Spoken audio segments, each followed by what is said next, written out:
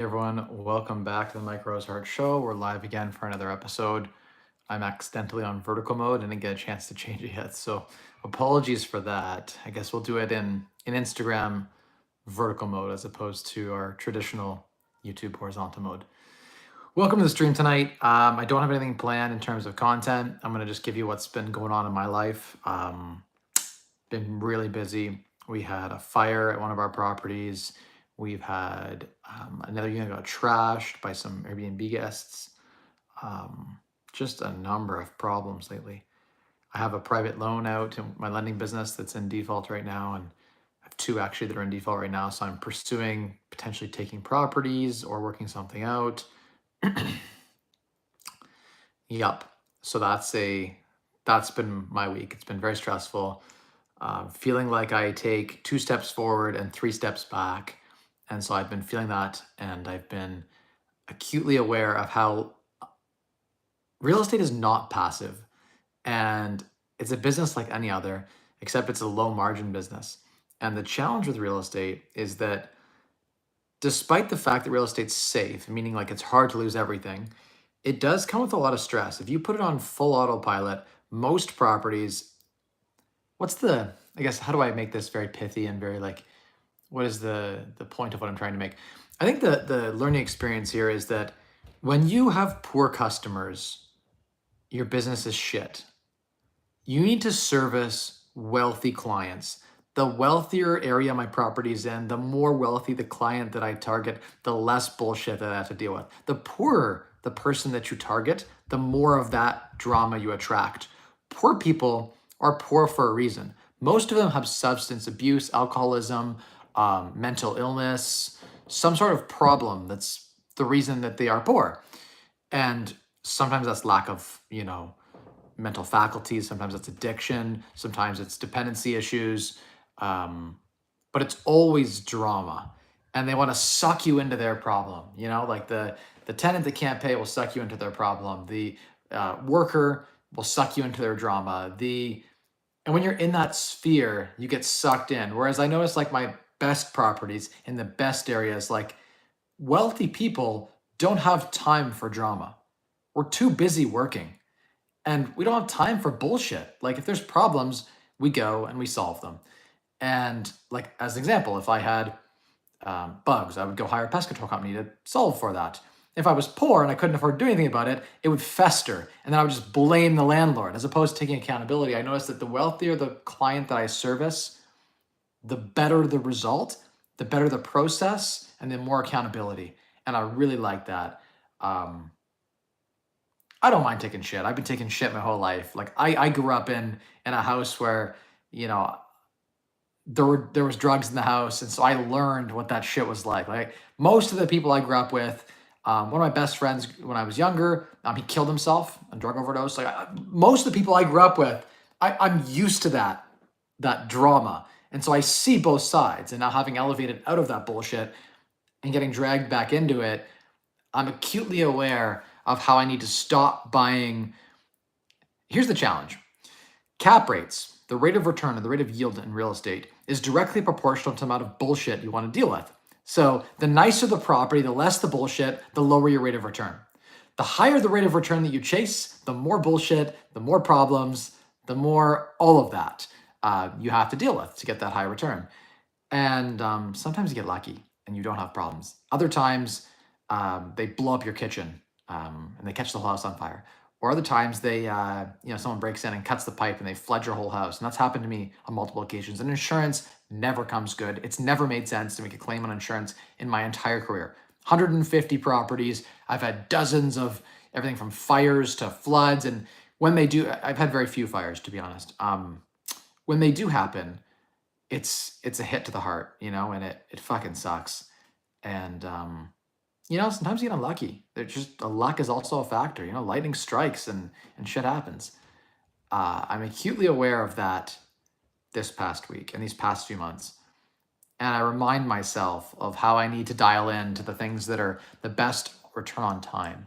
And for me, I think that might be like when I look at all my businesses, the lending business and the flipping business tend to be the most fruitful in terms of return on time. Now, in terms of return on investment and risk mitigation, there are some things that mitigate risk, sure, there's insurance. And I was just sitting down the other night and our phone was blowing up like 11 o'clock at night. And my wife and I are dealing with all the bullshit with all these motels and all the problems. And there's, management. Last week we went through a management changeover where we had to change out the contractors that we had working for us. And so it's a full change out. And that was a lot of stress too. And we're going through a whole bunch of stress here in Canada too. And I'm looking at my wife and I'm like, why are we doing this? Like, does even $1 million, let's say, does $1 million actually worth all the bullshit? And my wife's like, I don't think so. We were chatting about it. And we're like, I don't know that the extra return is worth all of the stress. In the early days, it was, like to get your financial freedom, when you have a really good carrot, it's worth it. But I don't know that my carrot is strong enough anymore. I could literally go on autopilot mode, do some coaching calls, and help young investors get started at like $1,000 a call, or do some design implementations where I do floor plans. I love doing floor plans on these buildings, and do something like that for a project where I can help some investor make 100 grand who wants to grind it, and I can make 5 or 10 grand for nothing. And then I can finance their project. And if I put $1 million into that said project and I'm the consultant helping them develop that project, I can charge them fees all along the way. And then I can even get like a 15% yield on that money for no effort at all. And when I do put in effort, I get to bill out hourly. And I'm like, man, like that on a part-time basis versus the bullshit that I'm going through right now looks more attractive. So it's it's been a shitty month, and there's been a number of problems. And it doesn't help that the market in Ontario is also just trash. Like I have 5 cottages for sale right now, and they're just not moving. Like there are no buyers. Like nothing is selling. And I've priced them below appraised value. I'm taking $100,000 loss on one of these projects just to get rid of it. Cause I'm like, you know what? I want to cut my loss, move on to a new project. For me, time is worth more than money. I could hold on to the property in 2 years. It'll be worth a lot more than I bought it for, and appreciation will save it, and I'll make some money. But like opportunity cost, like what is my time worth to deal with these Airbnb guests coming in and out of the cottage and all the bullshit with that? It's like, my time's $1,000 an hour. Someone else might be making 100 grand a year, and they might look at that opportunity and like be like, sweet, I would love to have a couple of cottages on a lot. I have one in Port Franks. It's got two houses on it, for a couple, 300,000 a house in Port Franks with a nice piece of land. I mean, where are you going to find that? It's got, it could be up to 3 units, but it's got 2 cottages on it, and they're good size. Like it's like 9 bedrooms for 700 something grand. That was $1 million cottage in 2022. So it's crazy how like now 30% drop and all the renovation money, and then still no buyers. That to me is like, I guess it tells you about rural markets, right? You got to be careful in real estate.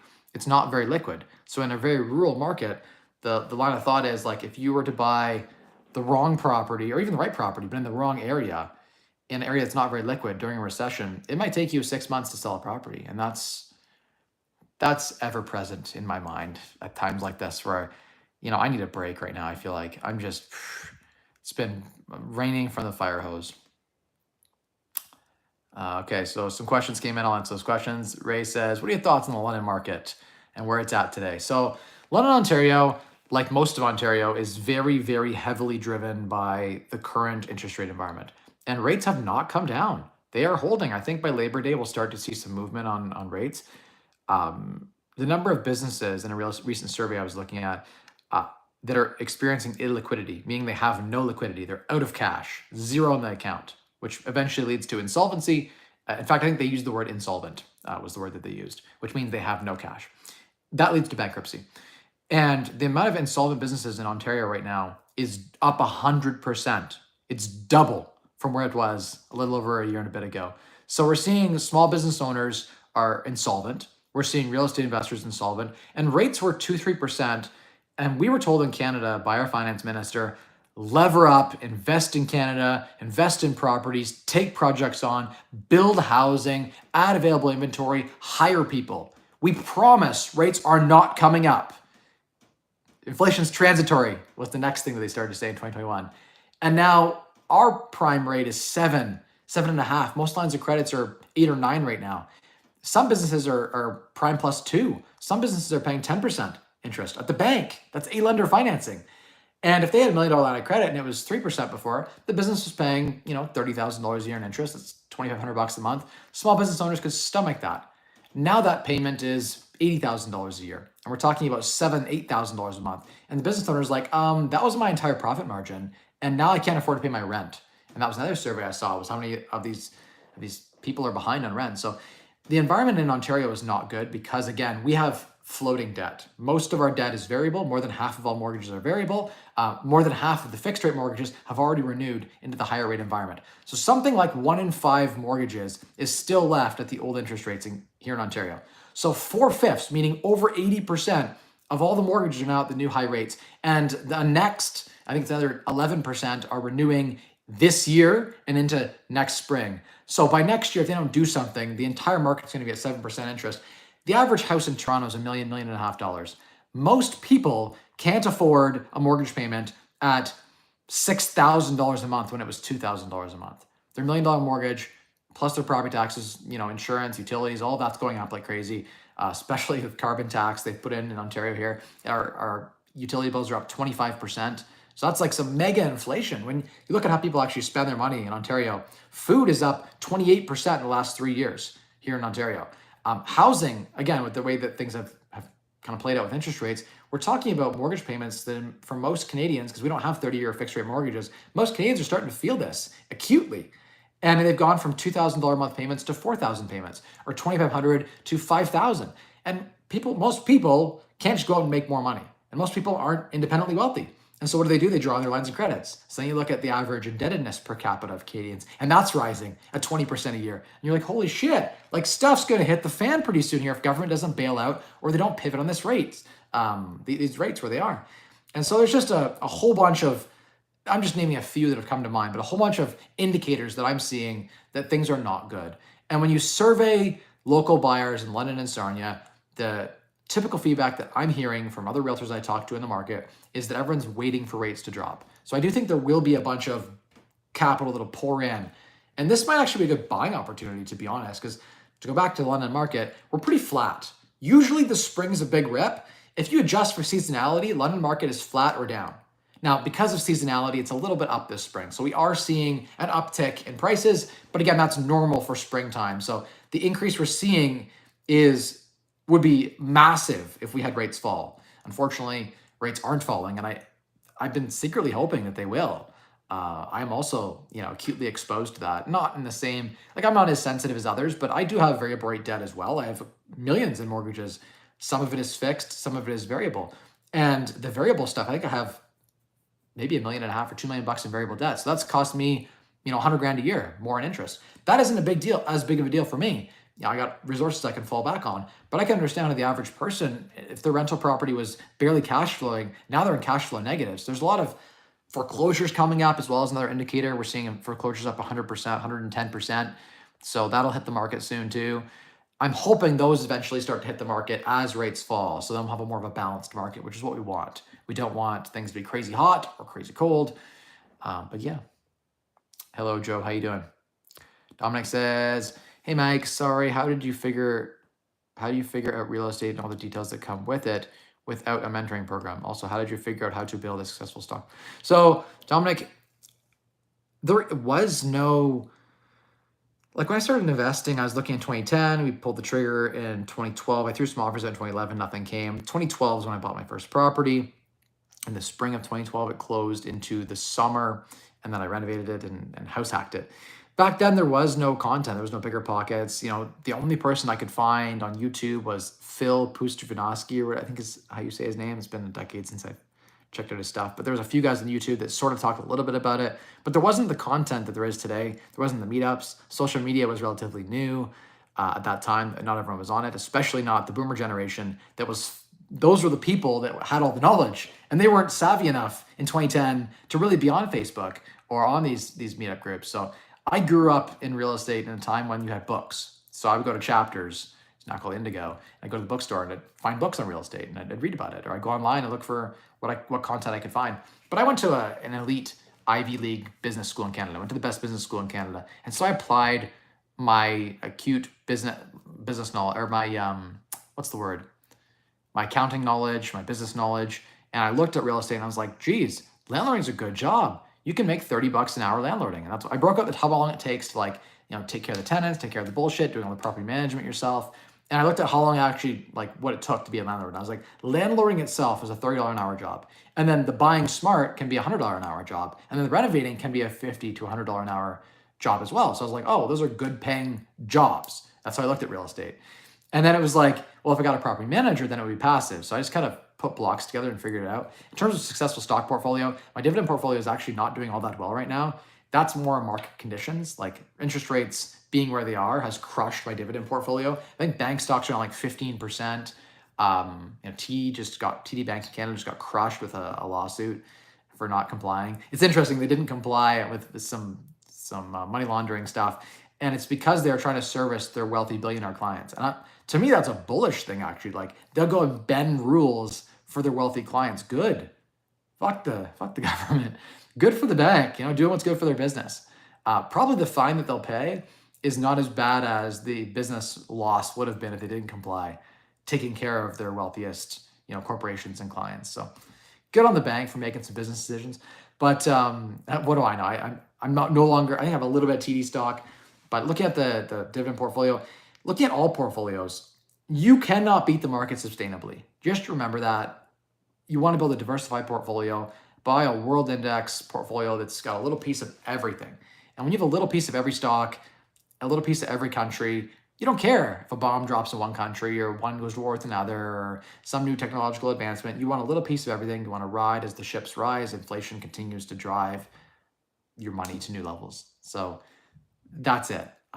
Build a balanced portfolio.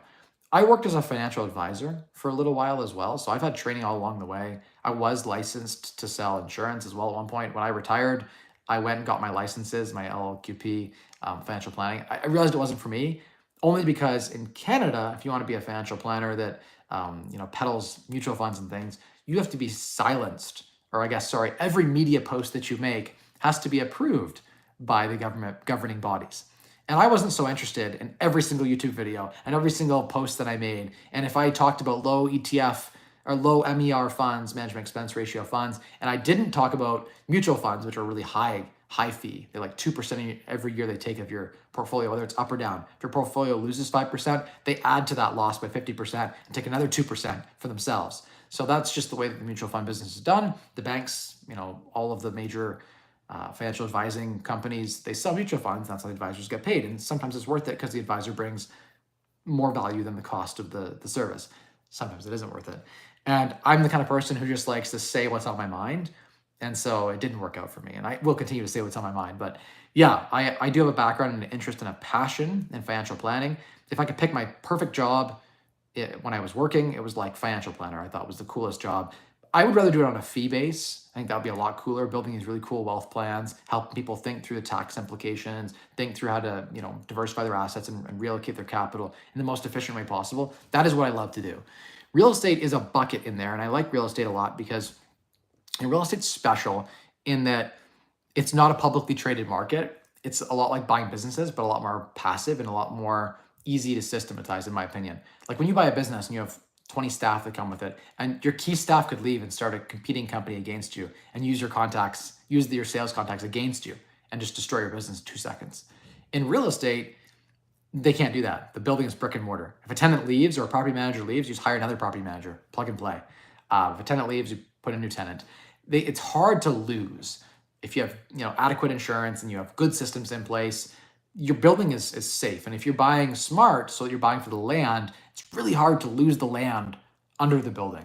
And that's at least half the value in most of the properties that I buy. The land itself is worth more than half of the value of the building. So it's really hard to ever lose your entire investment. I like that safety that real estate provides. And also the leverage in real estate is really, really attractive. Like in real estate, you can borrow 5-to-1 at prime interest rate. And when rates were low, which they historically have been, real estate's really, really attractive. When you lever up a portfolio, it's really attractive. This is one of the few times in history, one of those bad decades where leverage isn't so great. And so it's like a whole paradigm shift. But normally real estate is very attractive because of the low interest rates. And there's a gap between what the return on asset is and the cost of the debt. And that's what makes real estate so attractive. Real estate's less attractive now because interest rates are so high. And so either the price of real estate falls or the income coming from that building goes up. But I think it's more likely we'll see a little bit of that and more of this, and then that gap will close again. And as the properties go up in value, the income will will fall as a percentage.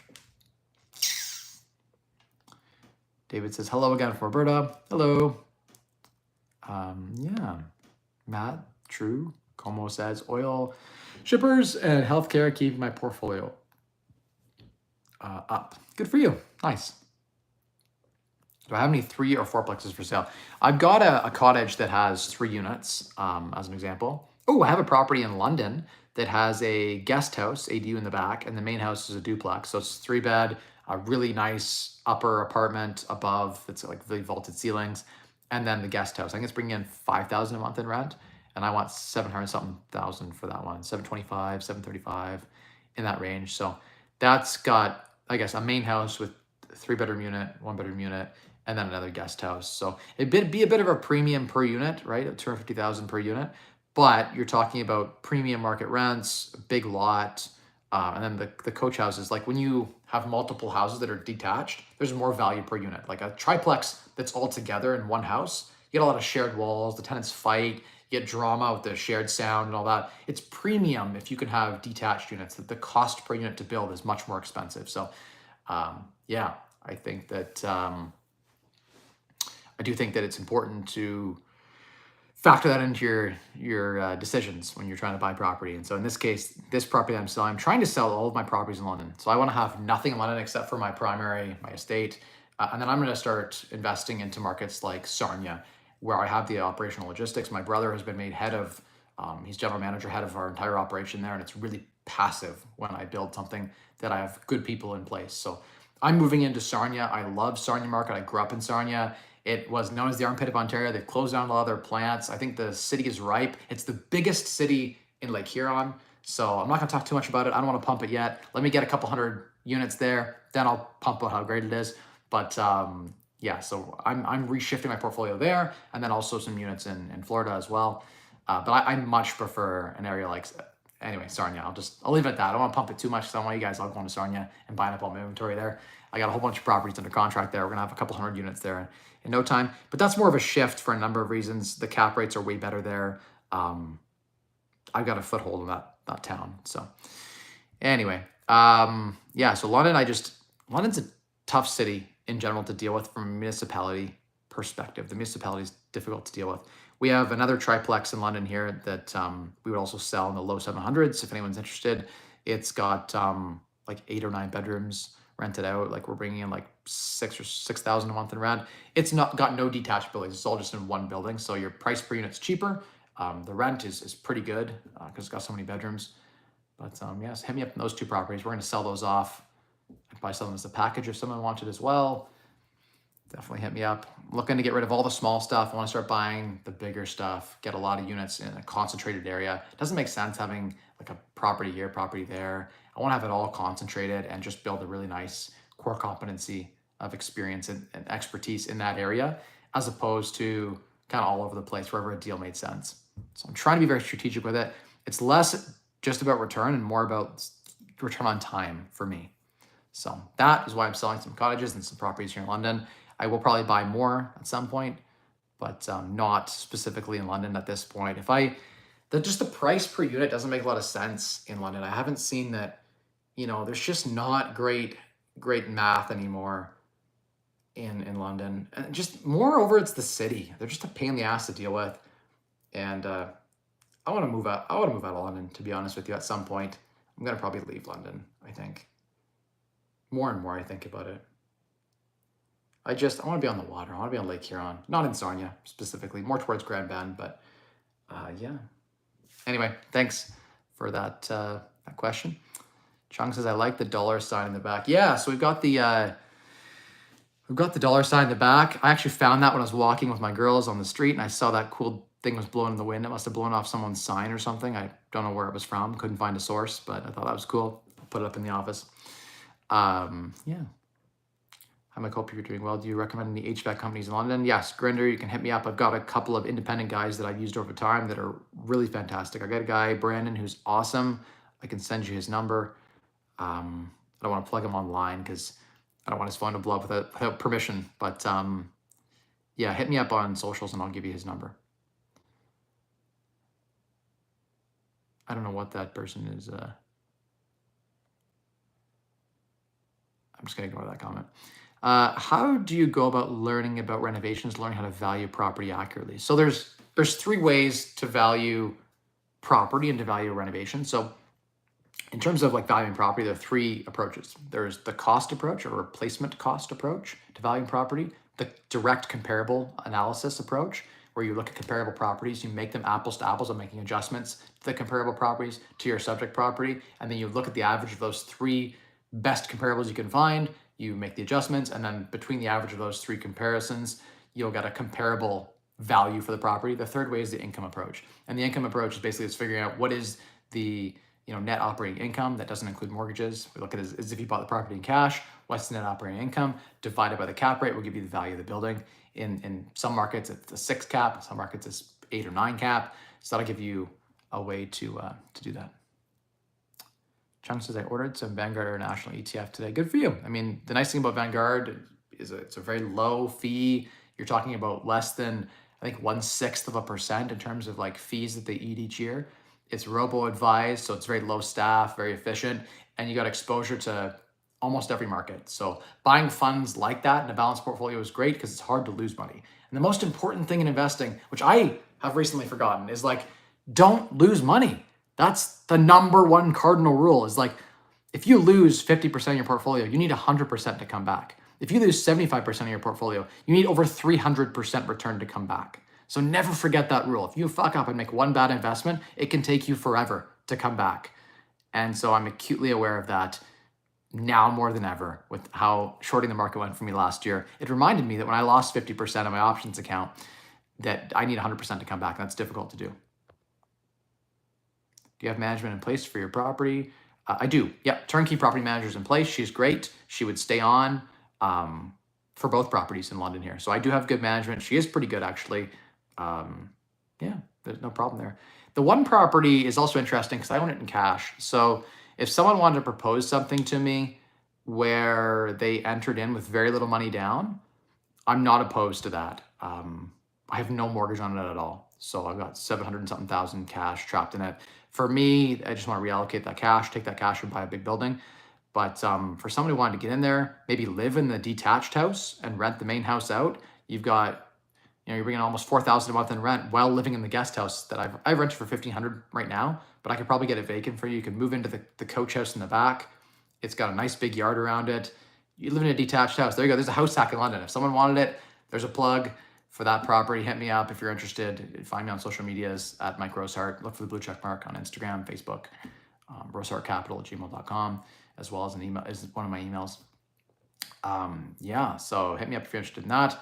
I do have some play and some flexibility in that, but yeah. Yuri says, hi Mike, how are hotels down in the US? How's your experience been so far transforming them? Any regrets or issues you didn't expect? How is it going over there overall?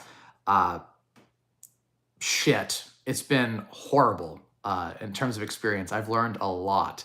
It's been good in terms of like learning what not to do and how not to find, the right people. It's been way more labor intensive than I expected. I think the learning outcome for me would have been, I'm better off to buy like a 100 unit complex than I am to try to buy these 20 unit places. I also did not realize, this is just like an overall learning, but I'm just going to share what I've learned about the US is people are so crazy. All this, go back to my comment. You never want to work with poor people, period. Service only rich people. Make your properties so nice, you only attract quality people. Buy in good areas, hire good people, pay them fair, and find good clients who want to rent the property. When you put bums in your property, in this case, I originally had a bad manager that stayed on the property. I should have fired them day one and said, nope, we're not interested. There's a reason that person was selling, it's because they had shit management in place. But that manager moved a bunch of bums in. I didn't realize that it's actually a pain in the ass to evict people from a motel. They stay 28 days to get rights, and the police won't do shit. So you have to take them to court, which costs a couple $1,000s to take them to court. Then they'll apply for some sort of extension or whatever. Take a whole month to get them out. And it's like better than Ontario. But I've learned just dealing with the bottom of the society. Everyone wants to sue each other. And in Canada, no one sues each other. Like in Canada here, people aren't litigious. You say sorry. In the US, everyone carries a gun and wants to shoot you. And only the bottom of society would ever threaten that kind of thing, like only the losers of the world. But sometimes in our specific case, we were dealing with a lot of these losers that kind of came with the property. And I got death threats. My life's been threatened several times. I don't know what that's worth. Um, we've had the one guy sent me, I think, 180 text messages and called me 55 times, got my personal number and started calling me like crazy. We had a bunch of them. One of the squatter people that wasn't paying, I guess you can call them motel guests, burned down a unit. So we'll have to restore that. It's just been a fucking gong show in terms of learning experiences and accidents and bad luck. What is the takeaways? How can I give you guys some knowledge out of that? So, one, pick good cities to invest in. Look at the crime statistics. Look at the drug statistics. There are cities in Florida like, near Sarasota. There's like some spots along and also, to be honest, there's some really nice spots in like Wellington and Jupiter and stuff where the crime is almost zero. There are actually cities in Florida where the crime is zero. The only crime is like a bum sleeping on the road, and that's a fact. You can check the statistics. There are places where there is almost no crime. They're very wealthy zip codes. You invest in those areas, and you'll have a totally different experience than investing where I've invested. So location is super important. Even though I'm on the ocean, even though it's beachfront, it came with some problems, and you can avoid those kind of problems with good management. We just didn't have good management in place, and so it's a lot more intensive than I thought. You almost need one full-time person every 20 units or 30 units, which is crazy to think that you need like full-time effort for 20 or 30 units. And then you need cleaners and all these other problems. So we'll make money. It will become successful. I never lose. I will win eventually on this, and we'll make good money, and it will be okay. It was stressful. I learned a lot. We've had a lot of threats, a lot of problems, but we're making headway. And so overall, it will be okay in the end. It is going well in the end. But thank you for asking. Randy says, my area has its own Sarnia equivalent, so areas that don't appreciate as high as the primary metro area. Are you worried that you will not get appreciation, or is a cash flow play? Well, interestingly, smaller cities, you look at the last 10 years, actually outplayed the major cities. So there's this argument that like Toronto grew faster than London or KW, or like you pick external markets, even Sarnia. A house in Sarnia was $60,000. It's now $400,000. Over that same period, it grew faster than the bigger cities like Toronto. Like Toronto went from like 250 to $1 million, went 4 times. But these other places went like 75 to 400. So like they had more multiples of growth. So it's interesting how, and part of that I think is because Ontario's minimum wage is like $17 an hour now, Canadian, even more. It'll probably be $20 an hour at some point. They'll move it to 18, then it'll go to 19. But they move that across Ontario, and the renting class mostly earns then 20% of minimum wage. And so the renting class is who is going to dictate the value of these buildings. And when you start paying them $2,000 a month instead of $1,000 a month, they just pay more in rent. When you pay more people more money, it doesn't solve the problem. If you pay everyone more money, the price of rent just goes up. The price of food just goes up. It creates inflation. And so that's what's happening in these small towns. And I would never buy in a town with less than, I've learned my lesson. I would never buy in a town with less than 50,000 people. That's just I don't want to own a town less than 50,000 people. So you got to be in a decent town with at least like 75,000, ideally 100,000 minimum people. But I don't want to be in such a big town, or city rather, that I've got so much competition that they bid the prices of the properties so you can't get any good deals. Yeah. Are you worried you will not get? So that was to answer your question. Yuri says, any plans on driving through Canada in your van parked securely anywhere? No, not currently. We did a trip last year, road trip, all the way across Canada, obviously through the Rocky Mountains and all that. It was really fun and cool. And we went to Vancouver for a friend's wedding, and then drove back through the US and did the whole, you guys remember that whole thing. We went through Yellowstone and to Mount Rushmore and all of that. That was a good family trip. We really put the miles in the van, and it was fun.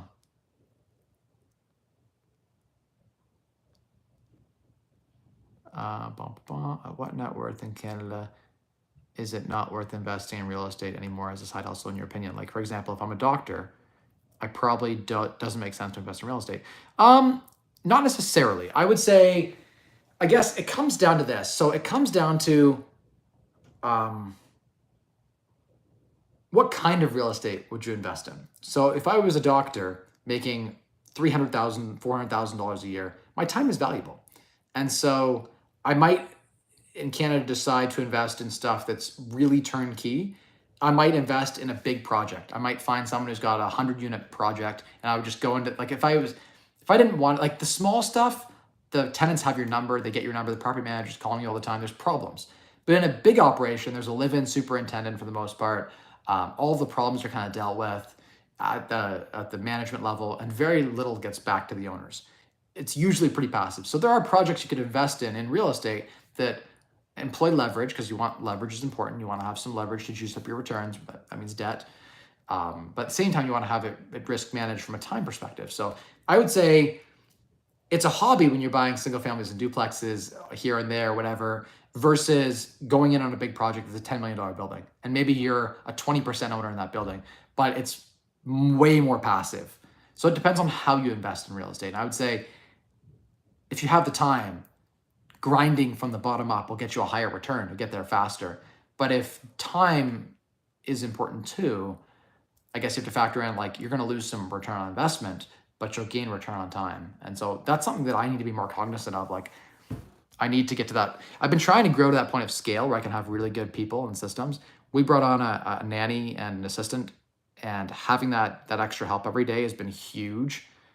We brought on people into the business. Like, we have a bookkeeper, and we have an accountant, and we have, people that are like my brother that we brought on, and my cousin, that are saving me right now. Like, I couldn't do it alone. I need to build a team.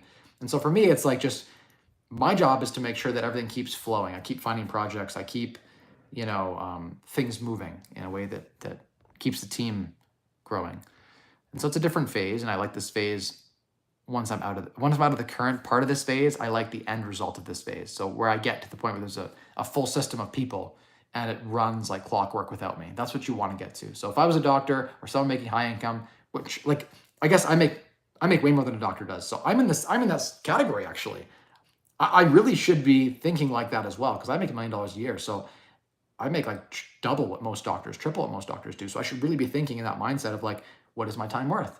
And I haven't done that enough, I don't think. I haven't been like, I'll look at a project and it'll be like, oh, this project's going to make me $500,000. But I don't factor in, like, it's going to take me 5,000 hours or maybe even 1,000 really stressful hours to get that $500,000. And it's like, that's not worth it. Even if it's 100 hours of my time, not worth it, because my time is more valuable. And I have to be cognizant of the fact that, like, looking back on the old Mike didn't have the skills and the knowledge and the expertise and the capital that this Mike does. And so 10 years ago, Mike, I'm more valuable than 10 years ago, Mike. I'm a better Mike than that Mike. And so that Mike might have been okay to do that, but this Mike, not okay to do that anymore. And that's been hard for me to, like, realize that I'm no longer equal to the person that I was before. I'm better than I was before. And my time is more valuable than what it was worth before. Time isn't equal. Your time is worth what the market will pay you. And so if the market pays you well, your time is worth more than someone else's time. So I'm worth more than my old self's time. Jason says, have you ever looked into any house hacking being done in GTA? There's tons of it. Tons of people house hack in GTA and similar areas. Yeah, lots of it going on. Renting's probably a better play in the major metropolitans. It's hard to house hack, but if you want that pride of ownership and you want that control, it can make sense. Okay, next question was, do you think with proper mentors that you could be avoiding some of the pitfalls with U.S. investing? For sure. I mean, it all depends on who you get to mentor you, right? I've been following some people who are in the trenches. I need better mentors, I think. Better people to model and to idol. The thing was fear. Fear. I looked at some 200-unit deals, and I was just afraid to take something that big on. I wanted to practice on acquiring, like, we acquired 35 units instead. And that was a mistake. I should have dove into 200 or 300 units and taken the big complex on that I wanted to take on. I had the capital to do it, but I was just afraid. It came down to, like, risk. And a big project, if I fucked it up, had a lot of risk with it. A little project, I knew that I could save it. And if something went wrong, I had the capital. So, yeah, I mean, I guess the end result is that going bigger is better. Going bigger is better. Now the challenge is I would love to buy these buildings in A+ areas, but the math just doesn't make sense. These buildings are like a 5 cap rate and interest rates are like 7% right now. So until rates fall, those deals don't make sense. Hey Mike, why don't you focus on USA for expansion? To be honest with you, the US is worse in a lot of ways. In the US, everyone gets a free lawyer, an ambulance chaser who will sue. And so there's fear of lawsuits. There's a lot more challenges, I think, in the US in terms of financing's harder. I have challenges that I don't have in Canada. So for me, I've been finding the US more difficult in a lot of ways than in Canada. So there's unique challenges that have come with the US investing. It's harder in a lot of ways, different in a lot of ways too. So just my two thoughts. I'll keep going with it, but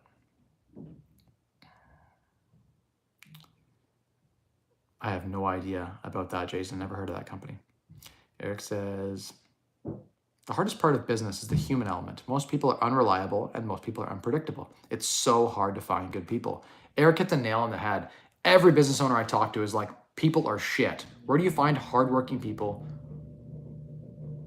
who really want to get shit done? It's like, that's hard to find. I wish I knew. I really do. All right, guys, I had to wrap up and put my kids to bed. Yeah, thank you everyone for watching tonight. The secret to unlocking a wealthier you is 3 levers and control your financial future. Spend less, earn more, and maximize returns in the difference. All right, everyone, have a good night. We'll see you next week. Got through all the questions tonight. That's awesome.